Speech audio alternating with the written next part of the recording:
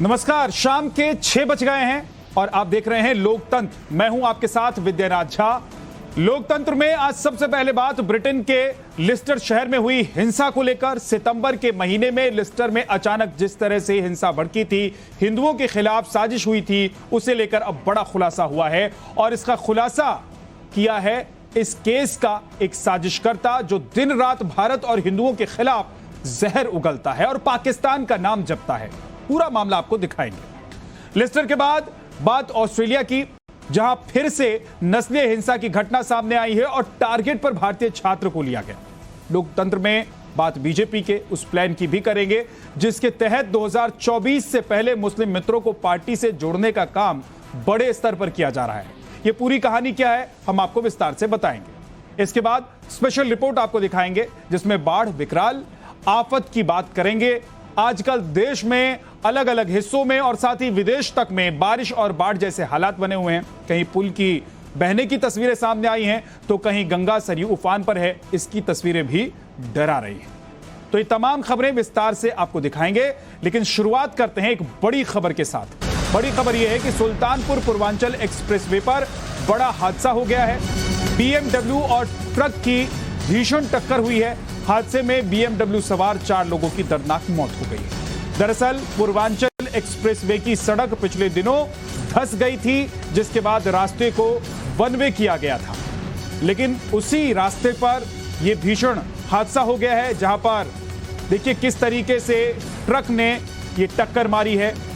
BMW car और truck की ये टक्कर हुई है, आमने सामने की टक्कर थी। बुरी तरीके से यह हादसा हुआ, भिड़ंत हुई, 4 लोगों की मौत हो गई। ये सुल्तानपुर इलाके की घटना है। पूर्वांचल एक्सप्रेसवे पर यह बेहद ही दर्दनाक हादसा हुआ है और ट्रक की हालत को देखकर और बैरिकेड को जैसे ट्रक ने टक्कर मारी है, रेलिंग जो साइड में आप देख रहे हैं उसको जिस तरीके से ट्रक ने टक्कर मारी है, उससे भी आप अंदाजा लगा सकते हैं कि हादसा कितना भयंकर था और उस हादसे की वजह से जो नतीजा हुआ है वो लगभग होना तय था। हम एक छोटे से ब्रेक के लिए रुक रहे हैं, लेकिन आपको बताते चलें कि तमाम अहम खबरें जिसके मैंने बारे में आपको बताई है कि अहम खबरें, आज दिन भर की खबरें, चाहे वो ब्रिटेन की खबर हो, चाहे वो हिंदुस्तान की खबर हो, विस्तार से आपको बताएंगे ताकि पूरी जानकारी खबरों के बारे में आप तक पहुंच जाए। एक छोटा सा लोकतंत्र में बात लिस्टर हिंसा की करते हैं। पिछले महीने यानी कि सितंबर के महीने में लिस्टर में जो हिंसा हुई थी, हिंदुओं को लेकर जो आरोप लगाए गए थे, उसके बाद अब पहली बार एक हैरान करने वाली तस्वीर सामने आई है। ये तस्वीर इस बात की गवाही है कि लिस्टर में भारत और हिंदुओं के खिलाफ कैसी साजिश रची जा रही थी और कैसे लिस्टर प्रशासन सब कुछ जानते हुए भी चुप्पी साध कर बैठे रही। हमारी ये रिपोर्ट आपको बताएगी लिस्टर हिंसा का अहम आरोपी माजिद फ्रीमैन ने लिस्टर के मेयर से मुलाकात की तो क्या क्या बातें हुई और इस मुलाकात के बाद पाकिस्तान का गुणगान करने वाला माजिद ने क्या कहा, आपको पूरी रिपोर्ट दिखाते हैं।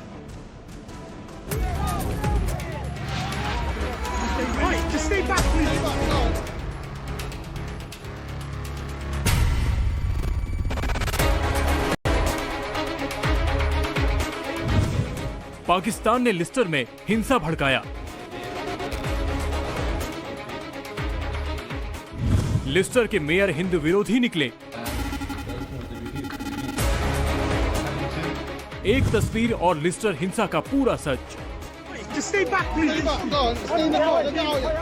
लिस्टर हिंसा के पाकिस्तान कनेक्शन का सच।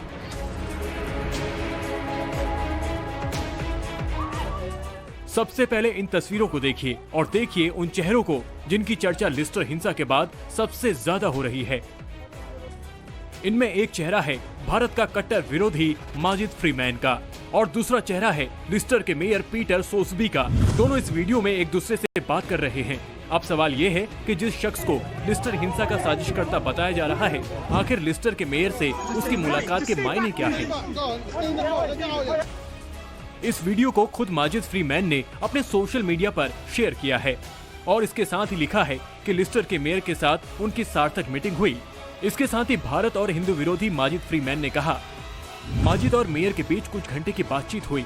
माजिद का दावा, मेयर ने कहा कि हिंदुत्व से अराजकता फैली। माजिद का दावा, मेयर ने कई बातों के लिए आश्वासन दिया। ये मुलाकात पूरी तरह से सवालों के घेरे में है। क्योंकि माजिद फ्रीमैन उस इस्लाम समर्थकों में से एक है जिसके ऊपर आरोप है उसने फर्जी और गलत खबरों के आधार पर लिस्टर में हिंसा को बढ़ावा दिया। माजिद से मुलाकात करके मेयर ने क्या संदेश दिया? हिंदू विरोधी माजिद से मेयर की क्या डील हुई? आरोपी माजिद ने मेयर के इशारों पर अफवाहें फैलाई। आरोपी माजिद को मेयर सुरक्षा दे रहे हैं। आरोपी माजिद के खिलाफ अब तक एक्शन क्यों नहीं? इन सवालों के बीच मेयर पीटर सोल्सबी की बातों पर भी ध्यान देना होगा, जो उसने आरोपी और भारत विरोधी माजिद फ्रीमैन से बातचीत के दौरान कहा। लोगों के मन में बहुत से कठिन सवाल थे। लोग जानना चाहते थे कि आखिर हुआ क्या। लोग जानना चाहते थे कि इसका मतलब क्या है। लोग ये भी जानना चाहते थे कि इसके पीछे विचारधारा क्या है। लेकिन मुझे उम्मीद है कि मैं सारे सवालों का सीधा जवाब दूंगा। मुझे लगता है कि जब समीक्षा रिपोर्ट आएगी तो हमें चर्चा करनी होगी कि आखिर इसका मतलब क्या है। अब सवाल है कि मेयर पीटर के साथ जो माजिद खड़ा है उसके नाम पर इतना बवाल क्यों है? तो इसका जवाब ये है कि हिंदू विरोधी माजिद फ्रीमैन का कनेक्शन आतंकवादियों से है। लिस्टर में हिंदुओं के खिलाफ अफवाहें फैलाई। माजिद लिस्टर में दंगों को हवा देने का भी आरोपी है। 2013 में पता चला माजिद कट्टरपंथी गुट से जुड़ा हुआ है। माजिद से जुड़ा गुट उस वक्त सीरिया में काम कर रहा था। इतिहास के पन्नों को पलटकर देखें या फिर लिस्टर हिंसा में माजिद की भूमिका, कुल कहानी यही है कि जिस माजिद ने शांत रहने वाले शहर को अशांत कर दिया, जिस शहर में कोई दंगा नहीं हुआ, उस शहर को हिंसा की आग में झोंक दिया। उसके साथ लिस्टर के मेयर की मुलाकात के मायने कई हैं, जिसने हिंसा को खुलेआम बढ़ावा दिया। मेयर पीटर ने उसे ऐसा करने से न तो रोका बल्कि इसके उलट उसे ऐसे कामों के लिए शह दी है। Bureau report, Times Now, Navbharat. 2024 से पहले बीजेपी की तैयारी की करते हैं। कहा जा रहा है कि आरएसएस और बीजेपी का मास्टर प्लान तैयार हो गया है और इस प्लान के तहत मुसलमानों को बीजेपी अपना मित्र बना रही है, उनकी दिक्कतों को सुलझा रही है। देश की लोकतांत्रिक प्रक्रिया में अपनी अहम जिम्मेदारी निभाने वाले मुस्लिम समुदाय के लोग अभी तक सिर्फ वोट बैंक की चाबी बनकर सामने आ रहे थे, लेकिन उनके भाग्य को खोलने वाली चाबी अब तक नहीं मिली थी। बीजेपी के इस प्लान से मुसलमानों को क्या फायदा होगा और पार्टी किस तरह से अपनी राहें बना रही है, आपको दिखाते हैं।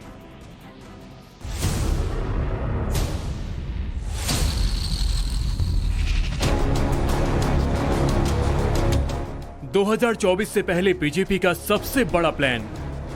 एम प्लान से 2024 में खेल करेगी बीजेपी। लगातार 2 बार केंद्र में और 2 बार सबसे बड़े राज्य यूपी में सरकार बनाने के बाद भारतीय जनता पार्टी ने नया और विरोधियों को चित करने का प्लान बनाया है, जिसका नाम रखा है M plan. Bharatiya Janata party ने पिछड़े मुस्लिम वोट बैंक को मजबूत करने के लिए नई रणनीति बनाई है और इस रणनीति के तहत 80% देश में रह रहे पश्मीना मुसलमान को टारगेट किया गया है। बीजेपी के अल्पसंख्यक मोर्चे ने पार्टी की लाइन लेंथ को अच्छे से समझ लिया है। इसके तहत मुस्लिम आबादी वाले बूथ में सियासी सेंधमारी शुरू कर दी है। पार्टी का प्लान क्या है, पहले इसे समझिए। मुस्लिम वोटर वाले बूथों पर पार्टी की नजर। 100 मुस्लिम आबादी वाले बूथ पर 10 कार्यकर्ताओं की जिम्मेदारी। हर कार्यकर्ता को 10 मुस्लिम मित्र बनाने हैं। मुस्लिम मित्रों को केंद्र की योजनाओं का लाभ देना है। अल्पसंख्यक मोर्चे में मुस्लिम भी हैं, सिख भी हैं, क्रिश्चियन भी हैं, पारसी भी हैं, ये सारे भाई हमारे आते हैं। तो हम सब पे फोकस कर रहे हैं और कोशिश ये कर रहे हैं कि सभी विधानसभा में जहाँ पे हमारी आबादी है वो वहाँ पे हमारी टीम बने, वो हमारे साथ पार्टी भी जुड़े, उनकी समस्याओं का हम अल्पसंख्यक मोर्चे के माध्यम से समाधान करें और चुनाव में भी उनका योगदान रहे। इसके लिए हम जहाँ भी हमारे अल्पसंख्यक समाज के लोग रहते हैं उनको या तो पार्टी में या अल्पसंख्यक मित्र के रूप में जोड़ने का काम कर रहे हैं। बीजेपी की कोशिश है कि इसी आधार पर देश की कुल मुस्लिम आबादी के 80% गरीब मुसलमानों के वोट बैंक को टारगेट किया जाए।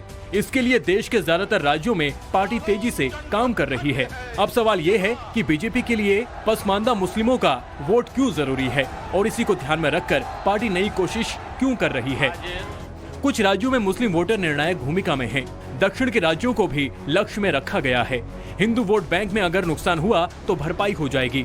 ये सारे कारण हैं जिसे लेकर बीजेपी देश के मुसलमानों को टारगेट कर रही है, जिन्हें केंद्र की नीतियों का लाभ भी मिला है। बीजेपी और आरएसएस का हमेशा से मानना रहा है कि जो पिछड़ा हुआ मुसलमान है उसका कट्टरवाद से कोई लेना देना नहीं है, कोसों दूर है वो आतंकवाद से। और उसका जो राष्ट्र के प्रति प्रेम है उसका हमेशा से भारतीय जनता पार्टी और आरएसएस सम्मान करती रही है। और यही वजह है कि समय समय पर सरसंघ चालक हों या भारतीय जनता पार्टी के बड़े पदाधिकारियों हों, मदरसों में जाते रहे हैं और मुस्लिम बुद्धिजीवियों से मिलकर उनका सम्मान करते रहे हैं। दूसरी तरफ संघ की कोशिश हमेशा ये रही है कि मुस्लिमों को समाज के साथ जोड़कर रखा जाए। यही कारण है कि कर्नाटक में हिजाब का मामला हो या फिर राम मंदिर निर्माण का, हर दौर में मुस्लिम बुद्धिजीवियों से मिलकर देश में सौहार्द बनाए रखने की कोशिश हुई है। माननीय प्रधानमंत्री श्री नरेंद्र मोदी जी ने जो सरकार में रहकर फायदा पहुंचाया है, अब चाहे कोई भी स्कीम ले लें, वैसे तो अल्पसंख्यक के लिए विशेष रूप से 350 स्कीम अल्पसंख्यक मंत्रालय चला रहा है, चाहे वो नई रोशनी है, नई उड़ान है, नई मंजिल है, हुनर हाट है, ये सारी स्कीमों का फायदा अल्पसंख्यक ले रहा है। लेकिन जो प्रधानमंत्री जी ने योजनाएं बनाई हैं, पहले जब कोई अल्पसंख्यक बीमार होता था, गरीब बीमार होता था, तो उसको मस्जिद के सामने चंदा करना पड़ता था इलाज के लिए, या कोई जो वहाँ का लोन देने वाला होता था उसके यहाँ अपनी ज़मीन गिरवी रखनी पड़ती थी। अब कोई भी गरीब आदमी जब बीमार होता है तो प्रधानमंत्री जी ने उसके जेब में आयुष्मान भारत का कार्ड रखा है, जहाँ बड़ा आदमी जाकर इलाज कराता है उसी इलाज में, उसी अस्पताल में बराबर के बेड पर गरीब आदमी भी इलाज कराता है। ये भी योजनाएं जो है हम अल्पसंख्यक समाज को पहुँचाने का काम करें, उसका लाभ देने का काम कर रहे हैं। कुछ दिन पहले ही हर घर तिरंगा अभियान चलाया गया था। इस अभियान में भी एम फैक्टर को मजबूत करने का काम किया गया। 13 लाख तिरंगे मुस्लिम बस्तियों में बांटे गए। देश के करीब 7,316 गाँव में तिरंगा अभियान सफल हुआ। 5,001 मदरसों में अभियान सफल हुए। 25-30 वर्षों से पहले माननीय सुदर्शन जी और अब माननीय मोहन जी भागवत मुसलमान और ईसाई इस बात के लिए अप्रोच कर रहे थे कि वो सियासी नेताओं, मजहबी नेताओं और मीडिया के द्वारा आरएसएस को नहीं समझना चाहते। वो सीधा डायलॉग करके हिंदुत्व, राष्ट्रीयता और संघ से वार्ता करते हुए समझना और जानना चाहते। पिछले दिनों जब पॉपुलर फ्रंट ऑफ इंडिया को सरकार ने बैन किया था तो इसी पासमानदा मुसलमान समुदाय ने इसका स्वागत किया था। पासमानदा मुसल समुदाय का कट्टरवाद से कोई लेना देना नहीं है। उनका लेना देना है 2 जून की रोटी से। और प्रधानमंत्री नरेंद्र मोदी की अगुवाई वाली सरकार लगातार इनके उत्थान के लिए काम कर रही है। शायद यही वजह है कि भारतीय जनता पार्टी का एम फैक्टर सफल होता हुआ नजर आ रहा है। दिल्ली से हिमांशु तिवारी के साथ bureau report, Times Now, Navbharat. Special report का है जिसमें आज आपको दिखाएंगे world wide exclusive flood report. अक्टूबर के महीने में बारिश और बाढ़ सोचना तक मुश्किल था, लेकिन यह हकीकत है। आलम यह है कि अयोध्या से ऑस्ट्रेलिया तक बाढ़ से त्राहिमाम मचा है। क्या इंसान और क्या भगवान और क्या बेजुबान, सबके सब कैसे इस आफतकाल से परेशान है, हमारी इस रिपोर्ट में आपको दिखाएं।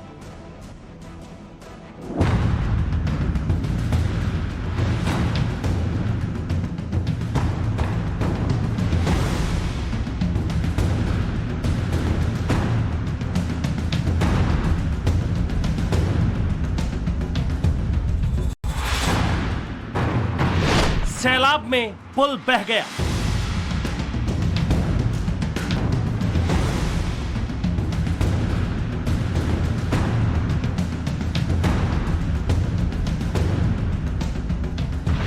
झोपड़ियां डूबी, डूब गए बंगले।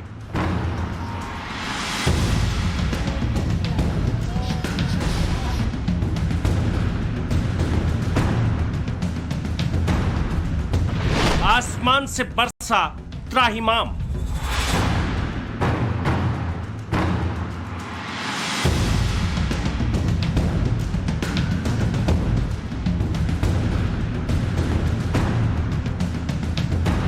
गुस्से में गंगा, उफान पर सरयू।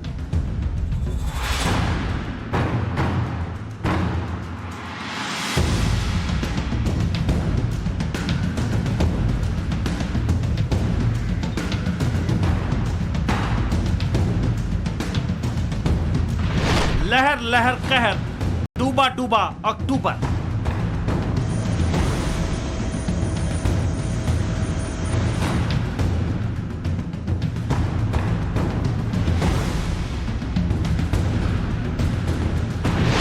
अयोध्या टू ऑस्ट्रेलिया, बाढ़ विकराल आफत काल।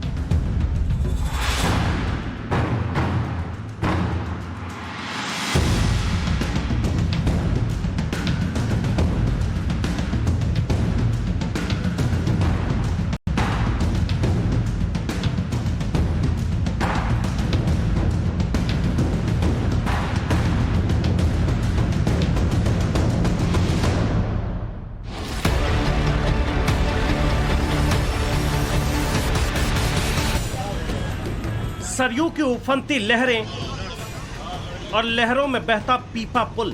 पानी का वेग कितना प्रचंड है, अंदाजा आप खुद लगाइए। पूरा पीपा पुल ही कागज की नाव की तरह बहता चला जा रहा है। अक्टूबर के महीने में बाढ़ के कहर का यह मंजर उत्तर प्रदेश के गोरखपुर का है, जहां बिन मौसम बरसात के बाद नदियां उफान पर हैं। राप्ती और सरयू में बाढ़ से हालात भयावह है। राप्ती के बाद अब सरयू भी रौद्र रूप दिखा रही है। पक्के ब्रिज के नीचे से जब ये पीपा पुल बहता हुआ गुजरा तो देखने वाले सन्न रह गए। सरयू की लहरें इतनी प्रचंड वेग से उफनी कि पीपा पुल प्लास्टिक के खिलौने की तरह बहने लगा। भगवान राम की जन्मभूमि अयोध्या में भी सरयू नदी विकराल रूप ले चुकी है। बाढ़ की लहरों से इंसान तो इंसान, भगवान भी अछूते नहीं है। नदी के किनारे कई मंदिर सरयू में समाने की कगार पर है। गुप्तार घाट पानी में समा चुका है। अयोध्या वालों ने अक्टूबर के महीने में ऐसी बाढ़ देखी नहीं थी। ऐसे में हर कोई प्रकृति के इस प्रकोप के आगे पस्त है। सरयू नदी का इतना विकराल रूप हो गया है कि इस जगह पे हर जगह पानी ही पानी दिख रहा है। लोगों के घरों में, मंदिरों में, मंदिर डूब गया है। यहाँ तक कि जो पर्यटक आके जहाँ बैठते थे वो सब पूरी रूप से डूबा हुआ है। और अयोध्या में पानी ही पानी, पानी ही पानी चारों तरफ दिख रहा है। बहुत ही खतरे के निशान से लगभग 93.90 सरयू नदी ऊपर बह रही है। सबसे ज्यादा संकट तो सरयू किनारे बसे गांवों में है, जहां घर घर पानी दाखिल हो चुका है। लोगों का खाना पीना और 2 घड़ी आराम तक मुहाल है।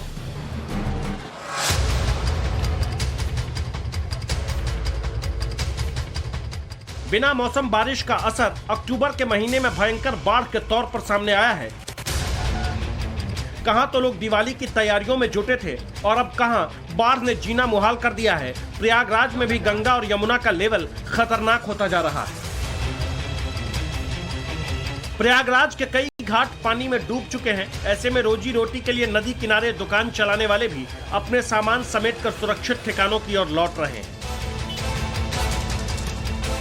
पूर्वी यूपी के जिलों में बाढ़ से हालात बदतर हो चुके हैं। ऐसे में बाढ़ पीड़ितों तक हर मुमकिन मदद पहुंचाने के लिए खुद मुख्यमंत्री योगी आदित्यनाथ ने मोर्चा संभाला है। उन्होंने आज भी हेलीकॉप्टर से गोरखपुर और महाराजगंज के बाढ़ प्रभावित इलाकों का सर्वे किया। गोरखपुर के सहजनवा में सीएम योगी आदित्यनाथ ने बाढ़ पीड़ितों से मुलाकात की, दर्द बांटा, खाने पीने और फौरी जरूरत के सामान दिए। असमय बाढ़ है। इस समय बाढ़ के लिए नहीं था। अक्सर अगस्त और सितंबर माह में ही बाढ़ आती थी। पहली बार अक्टूबर महीने में भी बाढ़ की इस त्रासदी को झेलने के लिए हम सबको मजबूर होना पड़ा है। न केवल जनजीवन प्रभावित हुआ है, बल्कि बाढ़ के कारण फसलों को भी भारी नुकसान हुआ है। अतिवृष्टि के कारण भी भारी नुकसान हुआ है। और उन सब का सर्वेक्षण करने, पीड़ितों को तत्काल राहत सामग्री वितरण करने और प्रत्येक जगह समीक्षा के दृश्य में स्वयं भी जाती है। सीएम योगी ने महाराजगंज के राहत कैंपों का भी दौरा किया। बाढ़ की त्रासदी से पलायन को मजबूर लोगों से मिलकर उनका दुख दर्द बांटा। कुशीनगर में भी बाढ़ से हाल बेहाल है। लोग त्राहि त्राहि कर रहे हैं। ऐसे में मुख्यमंत्री के निर्देश पर सांसद और विधायक नाव और ट्रैक्टर पर सवार होकर गांव-गांव जा रहे हैं। कुशीनगर में बाढ़ से धान की फसल खराब हो चुकी है। ऐसे में किसानों के सामने संकट दोगुना है। नेपाल से अगर 4 लाख क्यूसेक से ऊपर पानी छोड़ा गया तो गांव में पानी आ जाता है। और गांव में पानी आता है तो तमाम दिक्कतें लेकर आता है। जैसे कि अभी रास्ते में देखे होंगे बने हुए खड़ंजा को तहस नहस, पुल को तहस नहस कर दिया। तो वही बाढ़ राहत सामग्री के वितरण में हम लोग आए हैं। फिलहाल नुकसान का आकलन और बाढ़ पीड़ितों की फौरी मदद दोनों काम एक साथ जारी है ताकि जल्द से जल्द किसानों के नुकसान की भरपाई की जा सके।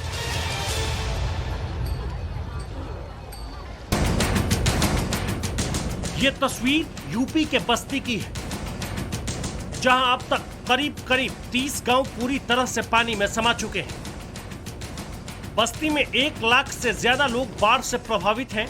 यहाँ मकान, दुकान, स्कूल, खेत, खलिहान, सब कुछ पानी पानी। जिनके मकान पक्के हैं, ऊंचे हैं, उनके लिए मुसीबत ज्यादा बड़ी नहीं है, लेकिन जो कच्चे मकानों में रहते हैं उनके लिए जान माल बचाना बड़ी चुनौती है। ऐसे में जिससे जो बन पड़ रहा है, नाव से, स्टीमर से या फिर पानी के भंवर से गुजरकर सुरक्षित ठिकानों तक पहुंचने की जद्दोजहद जारी है। भैया मनाई मरत बा, वोट लेवे ताई सब आवत है, आदमी के खोजे खबर नहीं लिया बा और का कही। बिहार की राजधानी पटना में भी गंगा नदी उफान पर है। कई घाट गंगा की गोद में समा चुके हैं। पटना में जिला प्रशासन छठ घाट को सजाने संवारने में जुटा था। इसी बीच में बाढ़ आ गई। आलम यह कि भद्र घाट डूब चुका है, सीढ़ियां पानी में समा चुकी है। एक तरफ भद्र घाट पर बाढ़ का खतरा आ गया है, दूसरी तरफ कंगन घाट पर कुछ बच्चे स्टंटबाजी में जुटे हैं। ऐसे में अनहोनी कभी भी हो सकती है। उत्तर से लेकर पूर्वोत्तर तक बाढ़ का रूप विकराल है। असम के धेमाजी में भी हालात खराब हैं। जिले के करीब 39,000 लोग बाढ़ से प्रभावित हैं। इंसान के साथ साथ मवेशी भी बाढ़ से हलकान है। दक्षिण के राज्य कर्नाटक में रुक रुक कर बारिश का दौर जारी है। सबसे ज्यादा हुबली जिले में हाहाकार मचा हुआ है। तस्वीर आंध्र प्रदेश के अनंतपुर की है, जहां बारिश की वजह से निचले इलाकों में बाढ़ जैसे हालात हैं। घर घर पानी भरा है, नदी नाले उफान पर।